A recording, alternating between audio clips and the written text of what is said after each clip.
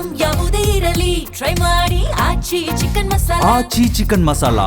ಇದು PUC ದ್ವಿತೀಯ PU ಫಲಿತಾಂಶ ಕೂಡ ಹೊರಬಿದ್ದಿರ್ತಕ್ಕಂಥದ್ದು. ಅದರಲ್ಲೂ ಕೂಡ ರಾಜ್ಯದಲ್ಲಿ ಮಹಿಳೆಯರದೇ ಮೆಲುಗು ಎನ್ನುವಂತಹ ಮಾತು ಕೂಡ ವ್ಯಕ್ತವಾಗಿರ್ತಕ್ಕಂಥದ್ದು. ನಾಯಿತು ವಿಜಯನಗರ ಜಿಲ್ಲೆ ಕೊಟ್ಟೂರು ಪಟ್ಟಣದಲ್ಲಿದ್ದೇವೆ. ಕೊಟ್ಟೂರು ಹಿಂದೂ PU ಕಾಲೇಜಿನ ಇಬ್ಬರು ವಿದ್ಯಾರ್ಥಿಗಳು ದೊಡ್ಡ ಮಟ್ಟದ ಸಾಧನೆಯನ್ನು ಕೂಡ ಮಾಡಿದ್ದಾರೆ. 600 ಅಂಕಗಳಿಗೆ ಒಟ್ಟಾರೆಯಾಗಿ 598 ಅಂಕಗಳನ್ನು ಕೂಡ ತೆಗೆದುಕೊಂಡಿರ್ತಕ್ಕಂಥದ್ದು. ಅರ್ಚನಾ ಮತ್ತು ಸಂಗೀತ ಅಂತಕ್ಕಂಥ ಇಬ್ಬರು ವಿದ್ಯಾರ್ಥಿಯರ ದೊಡ್ಡ ಸಾಧನೆ ಅಂತಾನೆ ಹೇಳ್ಬೋದು. ಆ ಇಬ್ಬರು ವಿದ್ಯಾರ್ಥಿಗಳಿಗೂ ಕೂಡ ಈಗ ಈ ಕಾಲೇಜಿನ ವಿದ್ಯಾರ್ಥಿಗಳು ಮತ್ತು ಇಲ್ಲಿರ್ತಕ್ಕಂಥ ಶಿಕ್ಷಕರ ವೃಂದ ಕೂಡ ಬಹಳ ಅದ್ದೂರಿಯಾಗಿ ಸ್ವಾಗತವನ್ನು ಕೂಡ ಮಾಡ್ಕೊಂಡಿರ್ತಕ್ಕಂಥದ್ದು.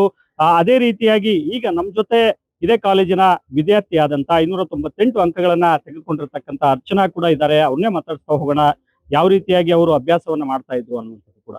ಅರ್ಚನಾ, ಈಗ ಫಲಿತಾಂಶ ಕೂಡ ಬಂದಿದೆ, 598 ಅಂಕಗಳು ಬಂದಿದ್ದಾವೆ. ಸಾಧನೆ ಯಾವ ರೀತಿ ಇತ್ತು ಅಭ್ಯಾಸ? ಇಲ್ಲಿ ಕಾಲೇಜಲ್ಲಿ ತುಂಬಾ ಅಭ್ಯಾಸ ಮಾಡ್ತಿದ್ವಿ ಸರ್. ಮನೆಗೆ ಹೋಗಿ 6 ಗಂಟೆ ಕೂತ್ಕೊಂಡು 12ವರೆಗೆ ಸ್ಟಡಿ ಮಾಡ್ತಿದ್ದೆ ಸರ್. ಬೆಳಗ್ಗೆ 4 ಗಂಟೆಗೆ ಎದ್ದು ಕಾಲೇಜಿಗೆ ಬರೋವರೆಗೂ ಸ್ಟಡಿ ಮಾಡ್ತಿದ್ದೆ. ಮತ್ತೆ ಕಾಲೇಜ್ ಬಂದ ಮೇಲೆ ಸರ್ ಎಲ್ಲ ಇಲ್ಲಿ ಸ್ಟಡಿ ಮಾಡ್ತಿದ್ದೆ. ಈಗ ರಿಸಲ್ಟ್ ಅಂತ ಬಂತು, ಮುಂದೆ ಏನ್ ಮಾಡ್ಬೇಕು? KS. ಈಗ ಶಿಕ್ಷಕರು ಕೂಡ ಕಾರಣ ಆಗ್ತಾರೆ. ಎಷ್ಟವರು ಓದ್ತಾ ಇದ್ರಿ? ಯಾವ ರೀತಿ ಶಿಕ್ಷಕರ ಪ್ರೇರಣೆ? ಇಲ್ಲಿ ಸರ್ 12 ಪ್ರಿಪರೇಟರಿ ಮಾಡೋರು. ಪ್ರತಿ ಪ್ರಿಪರೇಟರಿಗೂ ಟಾಪ್ 10 ಅಂತ ಮಾಡೋರು ಸರ್.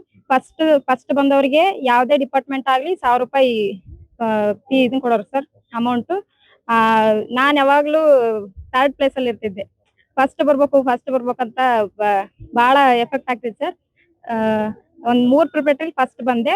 ಲಾಸ್ಟಿಗಾದ್ರೂ ಅಲ್ಲಿ ಪ್ರೈಸ್ ಮನಿ ಕೊಡ್ತಿದ್ರಲ್ಲ ಸರ್, ನಾನು ತಗೋಬೇಕು ಅಂತ ಬಹಳ ಆಸೆ ಇತ್ತು. ನನ್ಗೆ ಒಂದ್ಸತಿನೂ ಬರ್ಲಿಲ್ಲ. ಅಟ್ಲೀಸ್ಟ್ ಫಸ್ಟ್ ರ್ಯಾಂಕ್ ಆದ್ರೂ ಬಂದ್ರ ಅವಾಗಾದ್ರೂ ತಗೋಬೋದಲ್ಲ ಅಂತ.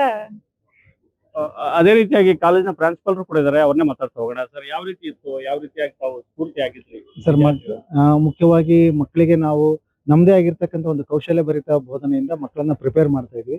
ನಿರಂತರ 11 ಬಾರಿ ಫಸ್ಟ್ ರ್ಯಾಂಕ್ ಬಂದಿರತಕ್ಕಂಥ ಕಾಲೇಜು. ಹಳೆ ವಿದ್ಯಾರ್ಥಿಗಳನ್ನ ಕರೆಸ್ಕೊಂಡು ಈ ಮಕ್ಕಳಿಗೆ ನಾವು ಬೋಧನೆ ಮಾಡಿಸ್ತಾ ಇದ್ವಿ. ಮುಖ್ಯವಾಗಿ ನಮ್ಮ ಕಾಲೇಜಿನಲ್ಲಿ ಮಾಡಿರ್ತಕ್ಕಂಥ ಕೆಲಸ, ನಮ್ಮ ಕಾಲೇಜಿನಲ್ಲಿ ಕಳೆದ ವರ್ಷ ನಪಾಸ್ ಆಗಿರ್ತಕ್ಕಂಥ ವಿದ್ಯಾರ್ಥಿಗಳು, ಅನುತ್ತೀರ್ಣ ವಿದ್ಯಾರ್ಥಿಗಳಿಂದ ಕೂಡ ಈ ಮಕ್ಕಳಿಗೆ ಕ್ಲಾಸ್ ಕೊಡ್ಸಿದ್ವಿ, ಯಾವ ರೀತಿ ನಾವು ತಪ್ಪು ಮಾಡಿದ್ರೆ ಅನುತ್ತೀರ್ಣರಾಗ್ತೀವಿ ಅಂತ. ಸೊ ಈ ಒಂದು ಮೋಟಿವೇಶನ್ ಜೊತೆಗೆ ಪೇರೆಂಟ್ಸ್ನ ಕರೆಸಿ ಮಾತಾಡ್ತಾ ಇದ್ವಿ, ದಯವಿಟ್ಟು ಮಕ್ಕಳಿಗೆ ಏನು ಕೆಲಸ ಕೊಡಬೇಡಿ, ನಾವಿಲ್ಲಿ ಒತ್ತಡ ಆಗ್ತಾ ಇರ್ತೀವಿ ಅಂತ. ಇವೆಲ್ಲದರ ಜೊತೆಗೆ ನಮ್ಮ ಎಂಪ್ಲಾಯೀಸ್ ಮಾಡಿರ್ತಕ್ಕಂಥ 12 ಪೂರ್ವ ಸಿದ್ಧತಾ ಪರೀಕ್ಷೆಗಳು, ಮತ್ತೆ ಮಕ್ಕಳಿಗೆ ಮೋಟಿವೇಶನ್ ಇರಲಿ ಅಂತ ಪ್ರತಿ ಪ್ರಿಪರೇಟರಿ ಎಕ್ಸಾಮಿಗೆ ಫಸ್ಟ್ ಬಂದಿರೋರಿಗೆ 1000 ರೂಪಾಯಿ ಕ್ಯಾಶ್ ಪ್ರೈಸ್ ಅಂತ ಎಲ್ಲ ಡಿಪಾರ್ಟ್ಮೆಂಟಿಗೂ ಕೊಡ್ತಾ ಇದ್ವಿ. ಮತ್ತೆ ಉಪನ್ಯಾಸಕರ ಕೌಶಲ್ಯ ಭರಿತ ಬೋಧನೆ.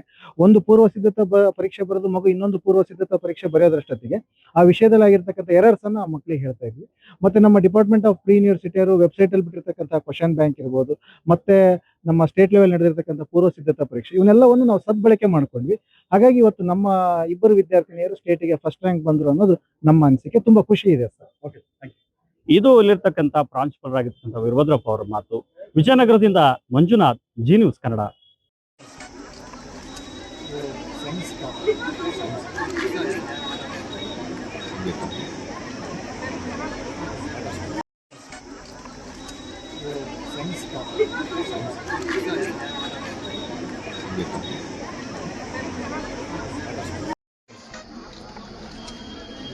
Friends